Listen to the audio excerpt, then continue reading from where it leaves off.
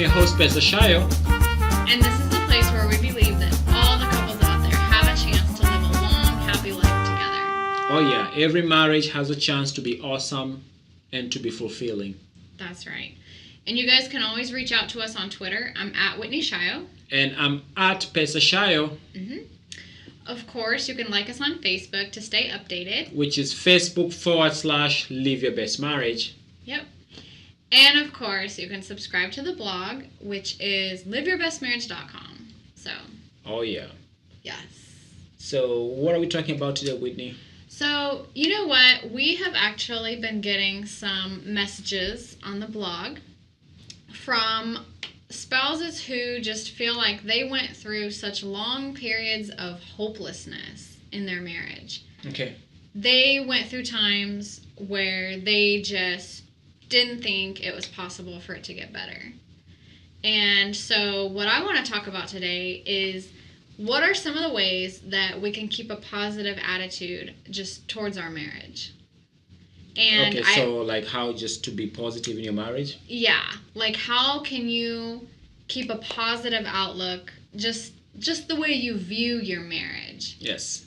You know, because I think a lot of us go through those tough times where we just feel like, okay, I'm not really sure why this is happening, but it's really, really hard.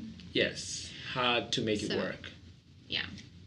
So we have several tips here, and the first one is, and these are all just really, really, really practical tips that you can do. You can take action starting now. To keep the attitude positive in your marriage, yes. Because Pesa likes to remind me that motion brings emotion, right? Yes, yeah, and I got that from Tony Robbins. Like you just need to have some motion. You gotta move to bring some emotions. So the more you take action, then the better your emotions will be. The better you'll feel. Oh yes.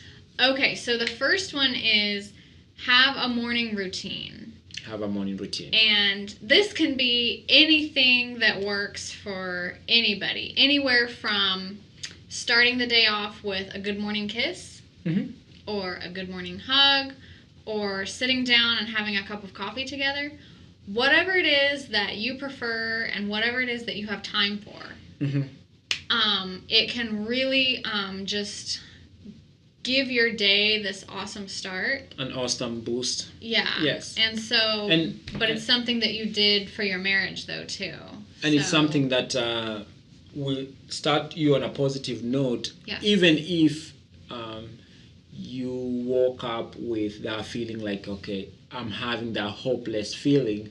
Just going ahead and just having that action will start moving some, I don't know if it's some endorphins or whatever, but just move you towards your spouse. Yeah. Although you woke up with some negativity or there's some drama going on. Right. So just having that action can really help you start moving closer to your spouse. Right. And so, because it's harder to say, okay, well, you guys should both just change your attitude. You should just start... Be happy. Just start feeling better and just start liking each other. And then after you feel better and like each other, now you can move and start giving each other hugs or kisses. Sometimes you just have to do the action of hugging before you feel like hugging. Yeah. And somebody was asking me, what comes first? Are you happy before or do you smile? Like what comes first? Either smile or being happy? We went back and forth. It sounds like the chicken and the egg question. Which came first, the chicken or the egg? But sometimes just smiling makes you feel better. Just the action of smiling makes you feel better. So it puts you in a better mood. Much better mood than if you're frowning.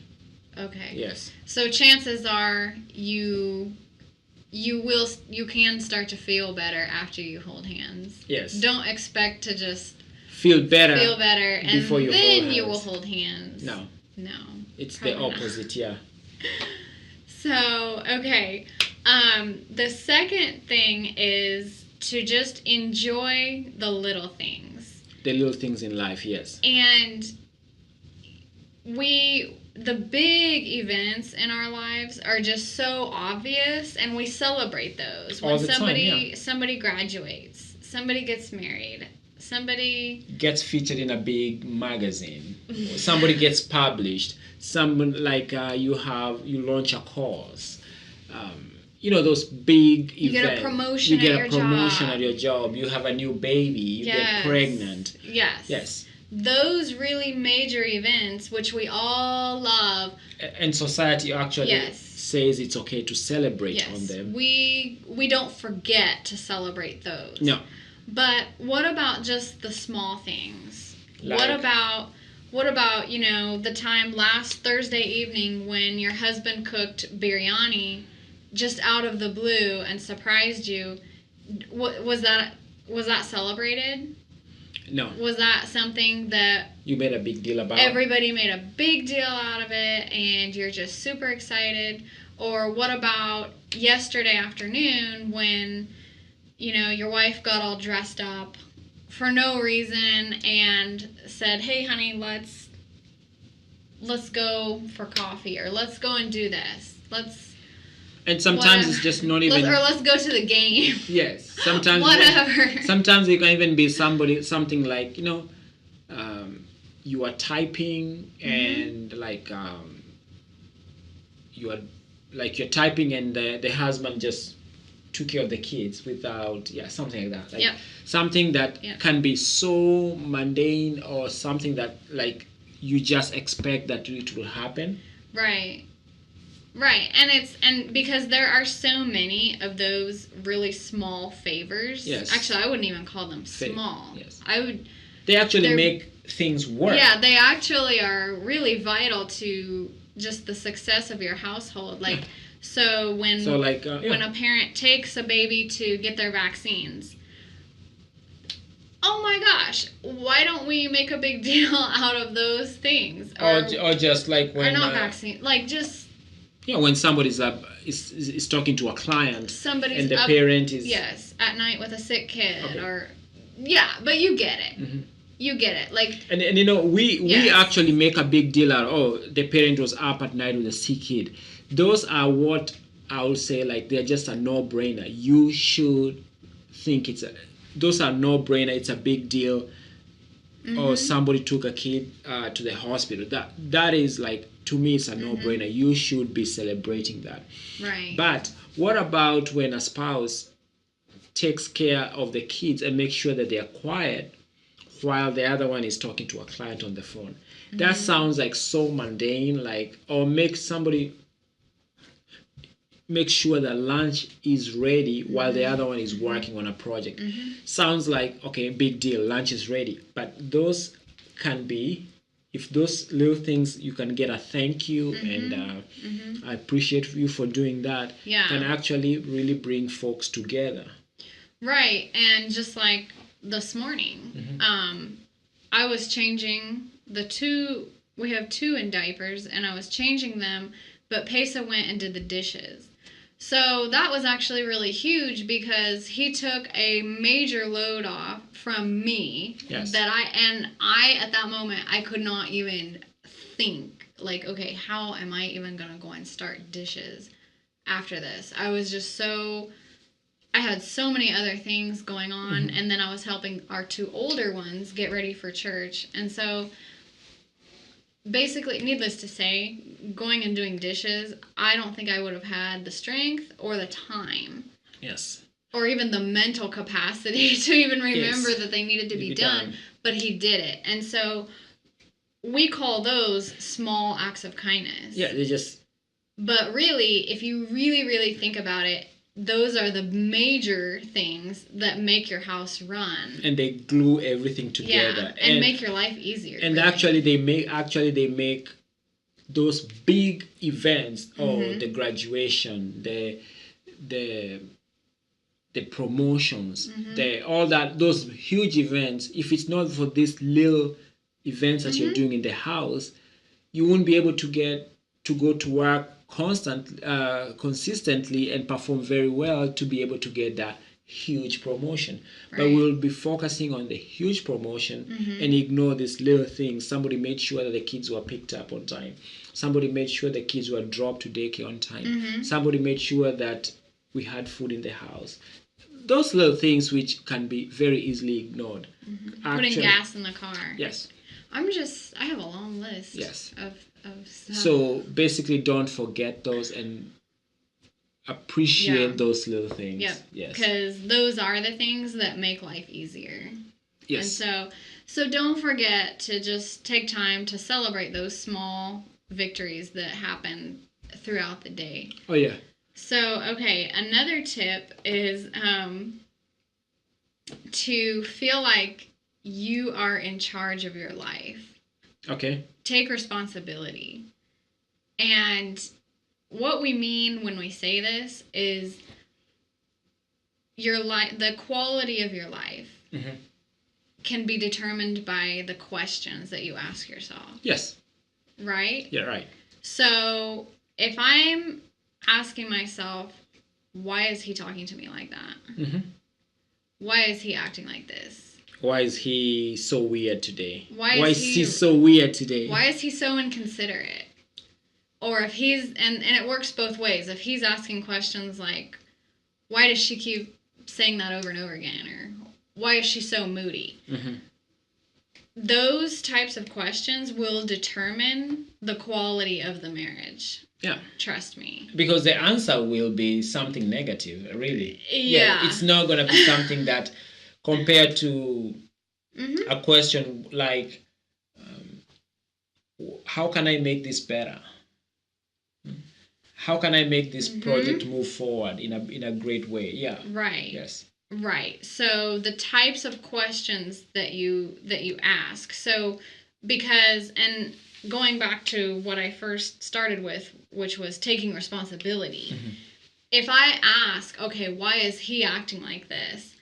I'm not taking responsibility. No. I am acting as though he's in control of everything and things are happening to me. Not because of you. Right. So I need to remember that, like, I create my life. I don't just react to life. Yes. And also, which just basically means that when a situation does come up, the questions that I ask in order to try to figure out how to solve it should be more like, okay, well, what can I do to make it work?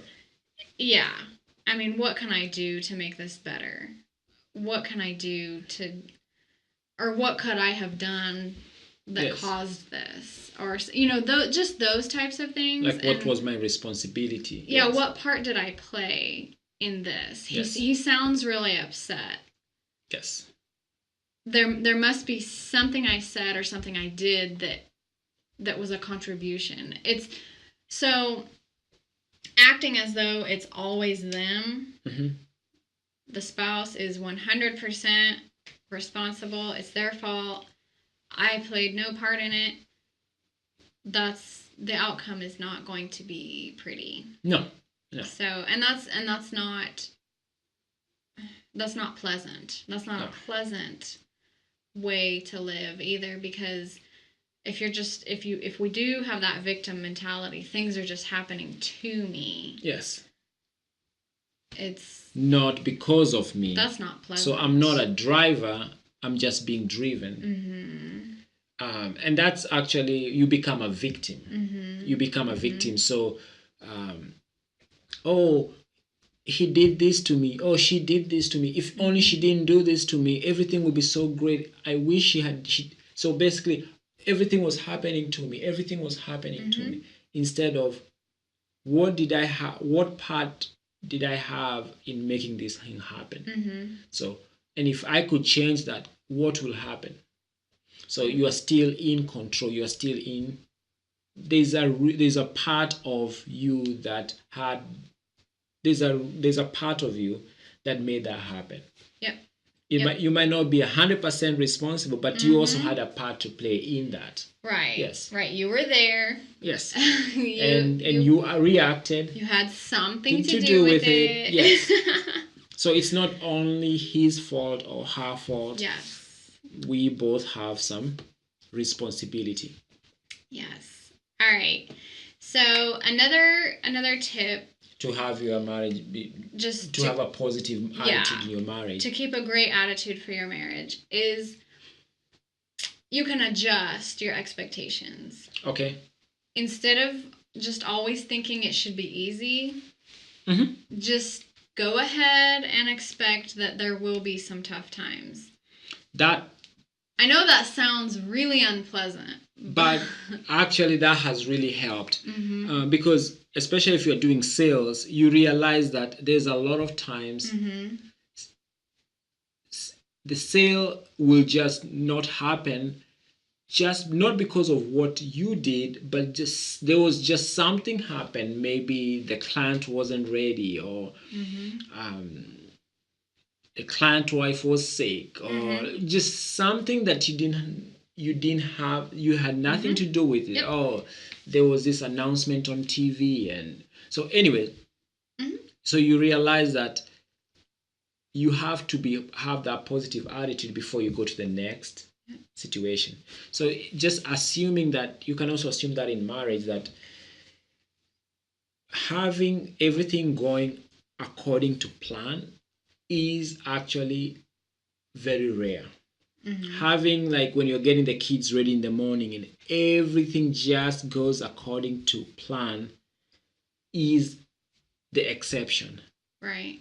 So you expect that there will be time kids will cry, kids will refuse, somebody will be cranky, just something will happen. And because you are okay with that, you're already ready to deal with it. When it happens, you are not shocked. It doesn't throw you off. Yeah. So you still have that positive attitude. And somebody can say, well, okay, it kind of sounds like you're contradicting yourself, because on one hand you say I need to always have a positive attitude and just think everything is great. Yes. And then on the other hand you're telling me to expect bad things to happen.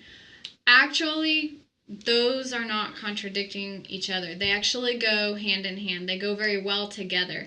And because the perfect example that Pesa brought up a minute ago is a child will cry. Yeah. They will get cranky. Yes. And so you can expect, okay, yes, she's 2 years old and she's upset, she's crying. That is the expectation. But the great attitude comes in and you can say, this doesn't last long. Yeah. They're only little for such a short time. Yes. Or, she's still my little she's still my little one, and I want to go ahead and help her calm down, or whatever it is. But I think the one that makes the most sense is just remembering, okay, this stage really doesn't last long. And she'll be 3 and then 4 and then 5 before I know it. Yeah, and so this stage doesn't last long. And also just the idea that because I know things might not go according to plan, that actually makes it that because I am not a victim, that means I will have to prepare more. Maybe I need to give it more time. Right. So instead of expecting that everything will go according to plan and I'll get everybody ready in 7 minutes, realize that in a real world, a perfect world, getting everybody ready in 7 minutes might never happen. Yes, it might happen, but if it takes 15 minutes, I have already built in enough time in there. I'm ready for it. Yeah. And if it takes 7 minutes, it's great. But if it ends up taking 15 minutes, I'm still okay with it, because so I'll continue having that positive attitude because I was prepared. And if things did not happen the way I prepared because of just whatever, I still don't lose my positive attitude instead of being so frustrated because things went quote unquote wrong. So I will be able to move to the next thing with a positive attitude, because although things did not go according to plan, I was still it was okay with me because I know not everything will go according to plan. Yes. So the very last tip is to avoid having the sense of entitlement, which means that I deserve what I want, and I'm always right, and I demand, like, I have to get my way. Okay. I have to. No matter what happens, no matter what the situation is, no matter what he says, no matter what she says, things have to go my way. Yes. So... Can you give an example of that? Well, this is just plain selfishness, and we all have it. We all have this in us because we want our own way. Yes. That is just... Because we love us. It is, yeah. Yes. This is bound to come up sometime. Yes. Really. Because we like to look out for number one. We like to look out for... Me. Like to look out for me. Yes. So, in marriage, though, if we can have less of that and more service, just give up that idea that I'm entitled, I have to get my way, I deserve to get what I want every single time. And the reason I think this is such a huge deal is because the purpose of marriage is really to have the goal of making the other person happy. Yes. It's not really so much about me getting married to make myself happy or so that he can make me happy. It's just, and this took me a long time to understand because I used to read about this a lot, and especially on Christian blogs, they talk about it a lot.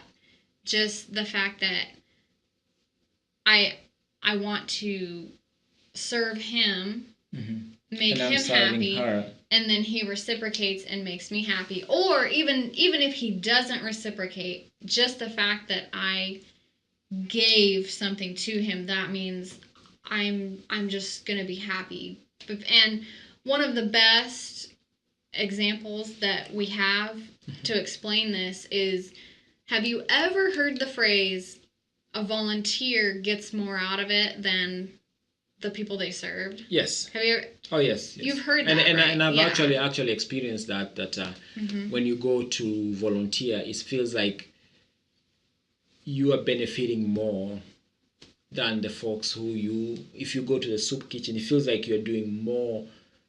You feel better than even you feel like I feel much better than the folks I was serving. Yeah. Right, and I really do love that example because it's just this feeling like you're giving to other people, and a lot of times it's people you don't even know. Yes. Really, and you're not getting paid. No. You're giving them your time. You're providing some kind of a service, and you're probably doing it with a smile on your face. Oh, yeah. You're happy to do it, and it still feels good. Like the fact that you sacrificed made you happy. Very happy. And so if we can bring that back over to the marriage department, that's kind of what we're getting at.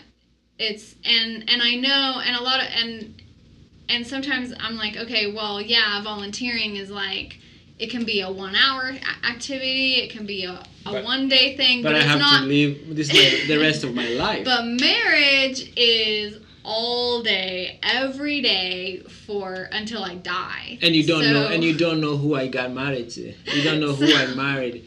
This might be great for you guys, but what I have at home, you won't be saying that. So you're expecting me to just sacrifice and give. Yes.